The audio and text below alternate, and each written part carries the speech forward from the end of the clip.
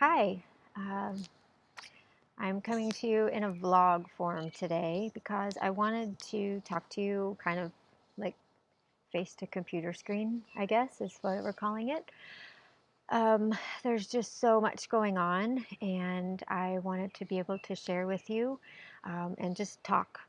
One of the things that I've noticed about myself lately, um, probably over the last 6 months or so, is that I really enjoy face to face contact with people.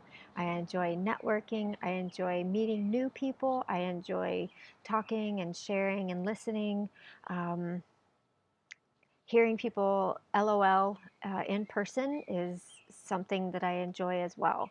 So I think that's why, I know I've been kind of gone from the blog for a while. There's just been a lot happening internally for myself. And while sometimes it feels good to go ahead and share that, sometimes it also feels right to kind of just hold it all in and process it a little bit deeper so that when it gets put out into the world, it makes more sense and has a better direction. So I chose to really listen to myself because every time I thought about, oh, I need to, send something out to everyone, it just didn't feel right. I didn't have a good direction. I didn't know like how to say things. So that's where I've been. I've moved. I'm coming to you from my backyard here in lovely Zionsville, and I just love it. It beats the heck out of apartment living, let me tell you. Truly, truly, it does. I have to mow my yard again soon, and that just feels really, really good. So that's probably also why I kind of wanted to do a vlog portion of this because I'm feeling more expanded um, energetically in my new home. That feels a lot different from how I felt living in the apartment. So, anyways, I'm in my new place. I've been working on my ICM, which is a Priestess of Isis course that is very self driven, but supported by me. So there are books to get, there are um, rituals and journaling and prayers and things like that to work on getting to know Isis better. Um, and I've got 4 individuals in that at the moment, so I'm really excited. If you're interested in learning more about that, you can check that out over on the Work With Me portion of thegoddessinside.com. The other thing that's really exciting is that Normandy and I have put together our retreat for this year's Women of Spirit, and we have an Alexandrian Egyptian theme. Um, I was really struck by Alexandria this last time that we went, um, and it was my first time to be there. Um, and I wanted to kind of bring some of that back. And we started out with the goddess, or with the Women of Spirit retreats being very Egyptian oriented. And then the next 2 years, we kind of broadened the scope, encompassing more areas of spirituality. Um, and then it just, after we returned from Egypt this year, it was just really apparent that it needed to get back, at least this year, to the Egyptian mysteries. And so we've got all of that, and we're back at Camp Chesterfield, which is a sweet little lovely location. So that helps with the cost and things as well. So be sure to check that out over on the events page. What else? I have, there's a workshop I'm doing in Alexandria, Virginia, coming up in June, and so you can check that out. And then I'll be at the Great Lakes Retreat in July, up in Michigan, so you'll definitely want to check that out. You can come for the day, you can come for a couple of days, you can come for the whole entire week. It's camp for grown-ups. It's so much fun, and the food is really good, and there's lots of speakers to choose from, and there's fun activities to get involved in, and lots of really wonderful people to meet. So it's a retreat that's been going on for over 30 years, and people that are coming to it each year have been coming to it for 30 years. So that tells you what caliber of a retreat it is, and I'm super blessed and honored to be a part of that again this year. So enough of the plugging for now. Let's get to the diaries, right? I have no notes, so I'm just like going off the top of my head. We're just sitting here in the backyard chatting.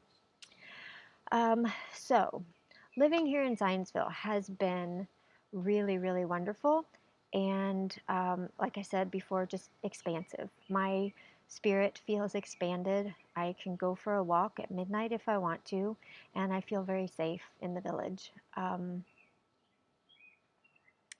So one day I was just kind of, and just to let you know, I struggle with life just like everyone else does.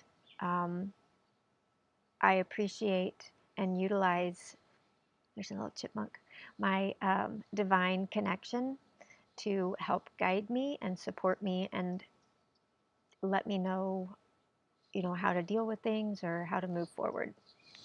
So there was one night where I went out with my camera. I'm just like, I just need to get out. I need to take a walk and I need to go do something that is creative and expressive and just to kind of get out of my head for a minute. Walking in nature is a great way to do that. Sitting outside is a great way to do that. And I encourage you to do that as often as you can. So I grabbed my camera and I went out. And I had met that afternoon with an artist who is local here in Zionsville. And he has a special affinity for hummingbirds. And he's got a huge mural that he painted. And it's like in 3 sections. So there's like all the red and oranges. And then there's the hummingbird. And then there's the flower. So these huge big things. And his art is meant to be hung outside too, which is really interesting. But as I was on my walk, there was a hummingbird just sitting up. I was noticing this tree, and it was dead. Like all the branches were defoliated, and they were all kind of like twisted around and everything. And then as I got closer, it's like up on top of that. And I tried to just take in the moment. I was there with my camera, wanted to take a picture, decided no, that was my moment. That was my memory. So when I got done with my walk, I, passed the same tree and then I took a picture. um, so, anyways, it was just as I was looking at that hummingbird, the words that came to me were called "Against the Sky." And I was like, okay, so I am going to take a picture of everything that I can that looks interesting against the sky. And the thing about the sky that evening was that it was very overcast. Generally in the evenings, I love to work with the light and the golden light and how the sun rays and the sprinkling of all of that sunbursts and things. But I didn't have that, and so I made the most of it. So I just was looking for different flowers, different weeds, different leaves, different patterns that I could put in the frame of the camera and take a picture of things with the theme against the sky. And I ended up with some really fun pictures. They're simple and I don't know, they're just, I like them. I like the way that they touch me. Um, Everything is straight out of camera, so there's one that I cropped a little bit because there was another plant in it and just at the very edge, and I just didn't want it in there. So that's the only thing I did. But everything I didn't adjust the shadows or the contrast. It's just all straight out of camera. The black and white is also out of my camera. I have a great little Fuji camera um, that's light and fun to play with. So, anyways, I've been taking photos that night, and that juiced me up and made me feel good and passionate about life again, and like that there was hope or promise or those kinds of things. And I knew that even if no one else appreciated them, I did. I did. So there's that evening that I wanted to share with you. Um, Another evening that I wasn't feeling bad. It was just a nice evening. And so I wanted to go for a walk. And so I took a walk in town and I decided to try to walk, beyond the main street, because I stick to Main Street quite a bit and go into the village and go to the shops and visit some friends and go have dinner at the restaurants and things like that and sit outside. But I just wanted to take a walk, and it was getting close to dark, and I was like, that's okay. So I went on a walk, and the night before, okay, so this is how I tell stories. So the night before, or the morning before that day, I don't know, it might even been that morning, very recent to the walk, I had been to the farm and I had spent time with Fred. It was in the morning, and I always loved the light in the stalls, how it shines in from the east in the morning and hits the horses and catches their whiskers and things like that. So I had taken my camera to take pictures of Fred in the stall, and kind of like more detail shots and like fine art type abstracty things about the beauty of horses, because horses are just beautiful. They're where I got my start in photography, actually. So I did that, and it was just wonderful. And I was really happy. Now, those photos I did do some work with, pulled out the shadows and things like that. But still, I love the way that those turned out. So back to my walk through the town. There are these little boxes every so often, and I forget what they're like, little tiny libraries where you can check out a book, and then I guess when you get done, you put it back, or you bring a book and you put one in there. I don't know how that all works exactly, but anyway, so I was like, So I walked past where the library used to be when I was growing up as a kid, and then there was a little library box. Down the street from there. And so, I just kind of peeked inside to see what there was. And I'll show you the name of the book that I found. I had to get it. I just hope it's not backwards. Oh, it's not backwards. Okay, good. It's the Book of Fred. And I was like, ooh, that's a sign. I didn't know what the book was about at all. I wasn't sure. Oh, that's interesting. Okay, that's really interesting, the photo on the front. And I'll tell you about that in a second.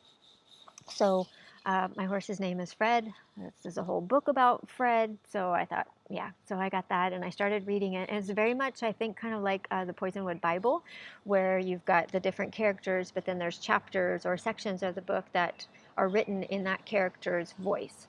So it's like maybe even the same scenario or the same scenes, but it's the other person's like feelings and thoughts and their perception of it. So it's kind of cool. But the picture on the front, so I was looking, when I got it, I was like, I don't know. And so there's an artist, an actress that I follow. I actually got to know her through her words and her photography, her writing and her photography. I was just really drawn into it. And then I started interacting with her, I think on Twitter. And then I realized, oh, she's an actress. And she was in I think it's called The New Adventures of the Old Christine, or The Old Adventures of the New Christine, something like that. Her name is Mary Stiefvater.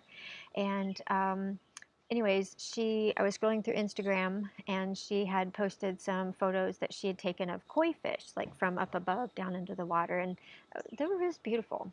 So I double tapped. And upcoming, I have in my life, I've got a pet fair to do. So I'm going to be doing pet readings. And so in my dream last night, which it just struck me when I saw the front cover of the book again. So there was this, I don't know where I was, but there was this fish in a tank, and then up on the top, floating on the top, so there's like this fish tank, and there was goldfish in there, and then on the top there were little containers, little plastic containers that were empty of water, but they had a fish in them.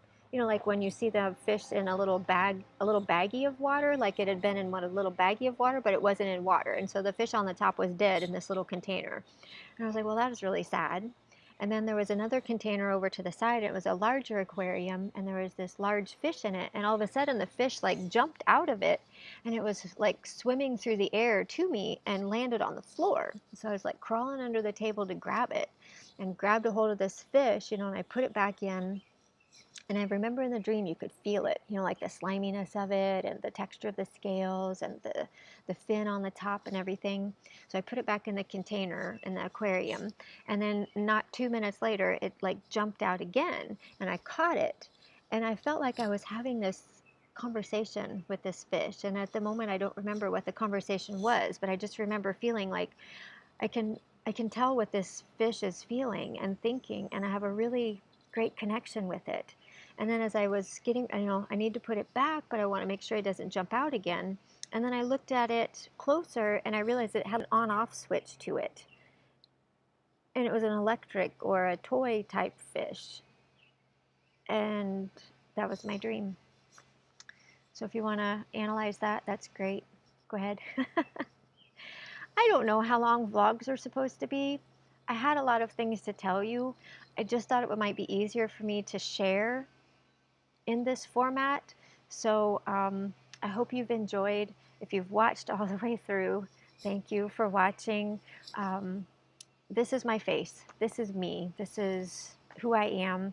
I do a lot of wonderful things for people and I enjoy every single minute of it. So if there's anything that you need, that you want, please feel free to reach out, talk to me. I listen and share with you what I am receiving to share with you. So anyways, again, I don't know how long these are supposed to be. We're 16 minutes now. So I'm going to go. I'm going to let you get on with the rest of your day or the rest of your evening. So as always, I am sending you so much love.